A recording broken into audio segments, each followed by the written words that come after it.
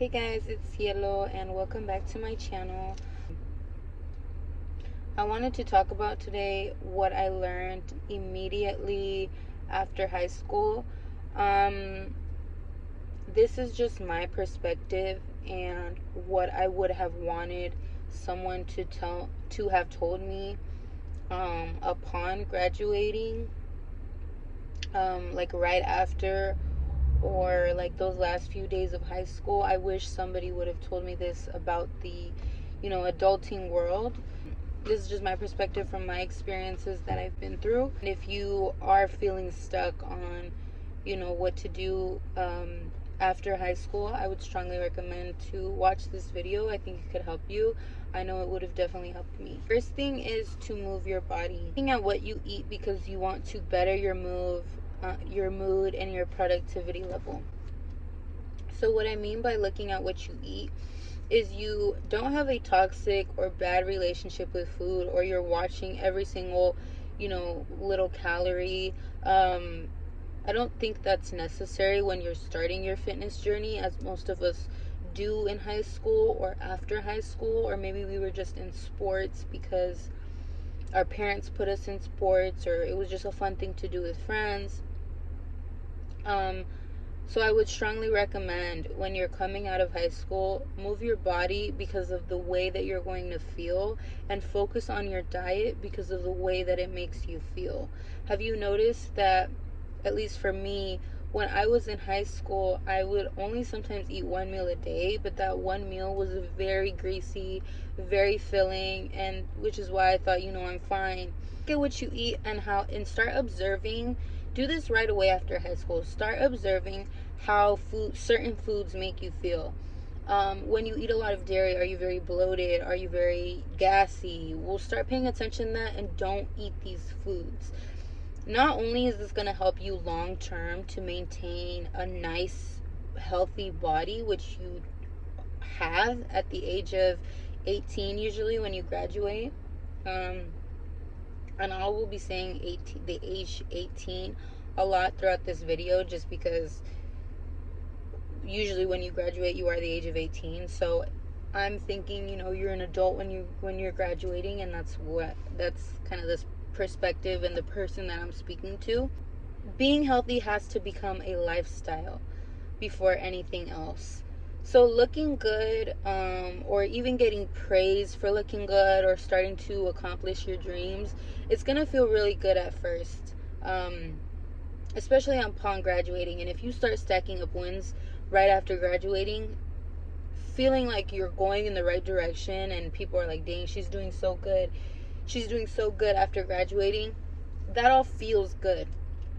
But don't focus on looking good, seeking approval, or maybe looking good for the summer, looking good for a birthday. You want to be healthy as a lifestyle. Start to prioritize that. And something that really helped me in doing this was, when I got out of high school, I went through a very bad breakup. It was like my first real, relationship. So obviously it was my first real, heartbreak. And something I began doing that I'm very proud of is I started to focus on what was making me feel worse and what was making me feel better. And I noticed that those days that I was stuck in bed, I would feel worse, and I knew it in my heart. I need to start getting up, I need to start moving my body, and so I did. And the first thing I did was get a gym membership, and of course that motivated me to actually start going to the gym. So you want to do whatever you need to do. Get a bunch of outfits, just buy the gym membership, and then say, well, I already have it, now I have to go. Whatever you need to do to help you get there is great. Just don't focus on the end result of how your body is going to look, because not when you don't see results quick enough, you're going to get unmotivated, and you are not going to make it a lifestyle. Therefore, it will not be something consistent that you have in your life.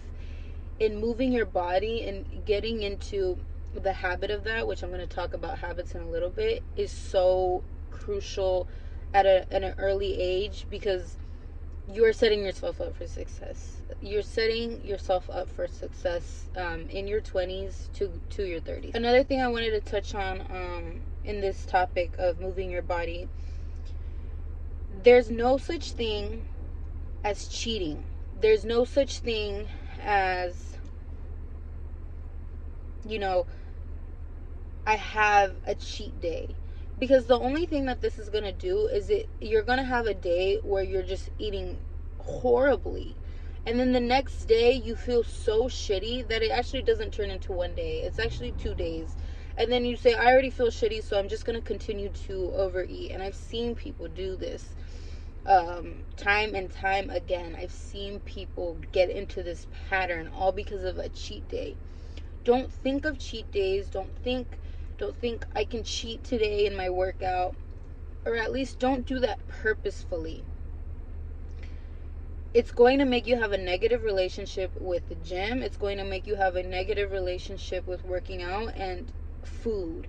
And the last thing you want is a negative relationship with food. It is your fuel, and always think that way. Food is your fuel, it is not your enemy. I also want you to get out of self-loathing. If you mess up on a meal, if you mess up and you have too many pieces of pie, don't self-loathe and say, well, I'm a horrible person, I'm fat, I'm always going to be fat. Like, all of these things are going to make you go in the opposite direction of where you were trying to go, which is why I'm going to talk about goals next. But educate yourself in the topic of moving your body. One of the most amazing things I heard when I started to move my body was to focus on strength and not the scale, because fat weighs the same as muscle. 1 pound of fat is equal to 1 pound of muscle, right? And we tend to think that, whatever the scale says is like how we're doing in the gym. That's not true. I've been working out for 2 years since I've graduated, and the scale moves like slightly. And when it does move, it usually moves up. But do I look more toned? Yes. So what am I gaining? It's not necessarily bad weight, which brings me into my next point, is to educate yourself on the topic of nutrition. Educate yourself on the topic of moving your body, because it's not only about looking good. Muscle helps us as we age. It helps with diseases. It helps with sicknesses. You to learn these things, because when you are feeling down, when you are feeling like, dang, I messed up, I'm a failure because I had too many pieces of pie, when you educate yourself in the way that we work as humans, like, it's natural to fall off. It's natural to feel too tired because you had a draining day at work and maybe all you want is a piece of pie. Like, it's natural to do these things, but to just don't fall into the pattern of it. And how you fall into the pattern of it is because you are overly self-loathing, and you're identifying. When you make a mistake, you're identifying with that mistake, saying, I'm a person who is fat. I'm a person who, or not just fat, but there's people that want to gain weight, or I'm a person who is super skinny and I will always be that way. Like, don't over identify with these negative thoughts that you have. So most importantly, in moving your body, because when you understand your body more, you can actually give yourself more grace, and also understand, like, there's so much sugar everywhere in the stores, and our brains are wired to want those dopamine hits. Like, we feel so good because of the hormones that go off in our body when we have sugar. So really educate yourself, really trying to understand nutrition and moving your body and how it can help you, and really want that for yourself, is just to be a better version of you. Become goal oriented, and create healthy habits. Create healthy habits as soon as you can. Create a list of what you want, and don't let anyone get between you and that list. Create a list, create a vision board, whatever you have to do. it's very important to just write down the things that you want, whether it's in a partner, whether it's in a career, what you want truly out of your 20s, because then you, once you see it, you can actually start to begin to go after them. And that this way, when people come into your life during your 20s, because several will, you're not going to just be in school. Now you're going to be at the gym. Now you're going to be at different jobs. You're going to be working. A lot of people are going to come into your life, and you want to hold on to the people who align closest to that list that you made. The way that you can make this list is by figuring out your values, your core values. Maybe it's you really value your mom, you really value, spending time with your dad. So you really value finances, you want to be financially free. So if somebody comes into your life who, doesn't care too much about finances, doesn't care too much about family, but maybe they really care about like other things, and you're like, it's not a bad or a good thing, it just does not align with your goals, so you may not hang out with this person as much. I'm not saying to cut them off completely, that you will have to decide on your own, but it is much easier to get to your goals and start building that confidence that you want to get. Literally 18 on becoming an adult, you want to build up more, as much confidence as you can the younger that you are, so you start seeing those wins and you're like, dang, if I did this thing, I can definitely do this, I can definitely do that. It sets you up for success in whatever it is that you want. How you figure out your core values, I would say, it's going to go into something else that I'm going to talk about soon right now, but it's figuring out who you are as a person and figuring out your traumas and figuring out into the way that you think and the way that you were brought up. But ultimately, everybody has this intuition and they know what truly means a lot to them. So for some people, it's their religion. For some people, it's inspiring others. For some people, it's their art. Like, it just doesn't seem to shake off of them. Like, they always want to be pursuing art. It's different things, but we tend to always revisit whatever it is that is our values. And you can have multiple values. You can value religion, and you can also value being financially straight. Like, your list, and it's going to look different to everyone. Thing I wanted to mention on this topic was focusing on solutions. Becoming your own best friend in the process. The reason this is important to becoming your own best friend when you are trying to pursue your goals is because a lot of people that don't believe that they could do something that you are doing, that don't believe, maybe it's getting your master's. Like, there's a lot of people that may think that your dreams are too far-fetched, like maybe being an actress. There's going to be people, especially family and friends, who we usually want to always say yes to us. These are the people that are going to be like, are you sure? And because they care about us, it's not always like from bad intention. Sometimes they just care about us. They don't want to see us getting hurt. They don't want to see us, like wasting our time, when in reality it's not wasting your time at all if it's what you want. Because the what if I would have done it, what if I would have been the person that I wanted to be and I wasn't the person that everybody else wanted me to be, that what if is what's really gonna make you unhappy. So become your own best friend. Talk to yourself, and talk to yourself very kindly, and tell yourself when you're doing a good job. Like, like, give yourself a pat on the back and be like, dang, like I never thought I'd be here, and here I am, whatever. Because we want our friends, we want our family to always be like giving us, high fives in the process. Like, the reality is that they won't, and because they have their own lives going on as well. Another thing is creating healthy habits that align with your goals. When you get uncomfortable, you will reset to these. So it's very important when you're 18, when you're fresh out of high school, to create healthy habits. And what I would recommend for this is reading the book Atomic Habits. Oh my gosh, this set me up. I'm so glad I read it right when I graduated. because it really teaches you how to even create those habits. The reason it's so important to create habits is because now at the age of almost 21, I have a habit of going to the gym that I started at 18.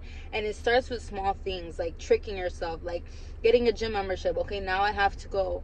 I bought like headphones, and I was like, okay, I don't have a reason to be like, bored. Like, I have something to do. I can listen to podcasts, I can do something.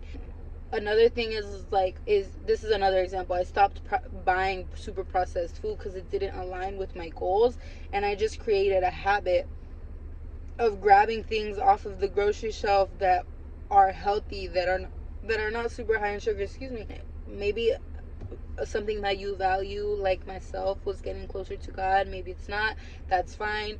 But what I'm saying is that I would set a time, like, eventually you do that enough days, and you just naturally remember to journal, or whatever it may be. I began a habit of reading and journaling, and there hasn't been a week that I haven't read or journaled. Well, probably a week, but you get what I'm saying. Like, journaling and reading are part of my life now since I've been 18, because I started with making it a habit, and I would do that every day. It's these things that are going to help you have a clear mind and work on yourself. Third topic is self-worth over self-confidence. So I think everybody teaches having confidence, have confidence in yourself, but honestly, that's going to fluctuate. Just like I've been like consistent with the gym, my confidence still overall in my body, like, that fluctuates, and it will. And I've heard several people who have gone to the gym saying that fluctuates. But remember that you are worthy of love, and you deserve and you deserve people to love you, and you deserve good things. Just keep repeating that to yourself. I deserve good things. I deserve love. I deserve a healthy life. And naturally, even when you don't feel confident, in your clothes or something, you're going to say, well, you know what? I deserve to have a healthy body, so I'm going to get up and I'm going to go to the gym, or I'm going to get up and I'm going to work on my goals. I may not have the confidence today to, I don't know, go to that meeting and talk to a bunch of people, but you know what? I'm worthy of a good job, so I'm gonna go do it. I'm gonna go start that business. I'm worthy of having my financial bag in check. So understand that, and it will just it will naturally create a good relationship with yourself, because you're going to constantly prove to yourself that you're worthy of good things, and you're going to work on them, and more you're going to create such a healthy relationship with yourself, going back into like being your best friend. You're going to truly like being around yourself. And I prioritize this over confidence, because there are days, especially when we're learning new skills, especially at the age of 18 or right after high school, we are learning so much. The reason this is also important is because when you are trying different career paths, especially different, dating different people, as you will when you're 20, usually, people are going to start projecting themselves onto you. So whether it's a good thing or a bad thing, you'll get a lot of people saying different things because of just the way that they are living their life. If they believe in themselves, they're gonna speak very, they'll believe in you. But if they don't believe in themselves, they have a bad relationships with themselves, they may talk to you in a sort of negative way, and you don't want to take any of these things to heart. And I think that's something that helps with that, is just having that high self-worth and remembering, I'm doing the things that I need to be doing to get to where I want to be, because I deserve a good life. This way, when people hate on you, or when they love things about you, you are not taking it to heart. You are not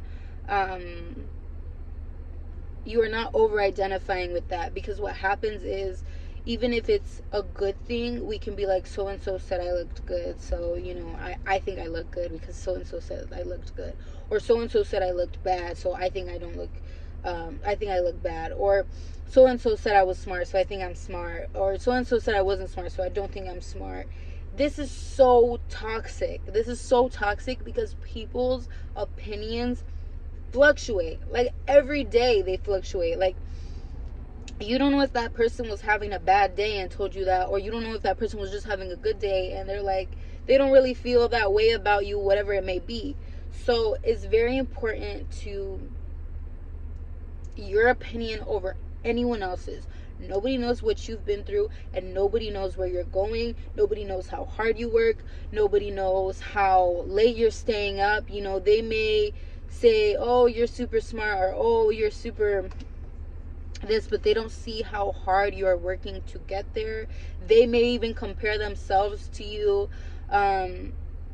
So be very careful with that, and prioritize self-worth over self-confidence. Thing I wanted to touch on was self-digging leads to a clear mind, which I kind of did a little bit, but I'll get more into it.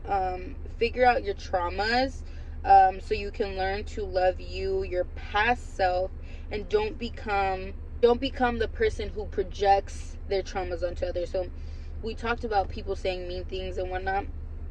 You don't want to be that person. So figure out your traumas, and not only because you're going to be kinder to people when you understand yourself and the things you've been through.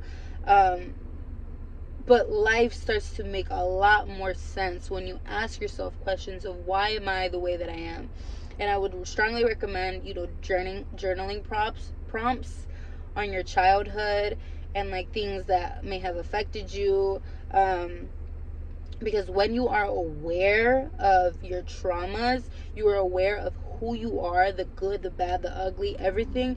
You are aware of the way that you act and why you act the way that you act. And this is very important for self accountability. You want to always be self accountable. When you are self accountable, you can say, I did a good week this week going to the gym, or I didn't do a good job this week going to the gym.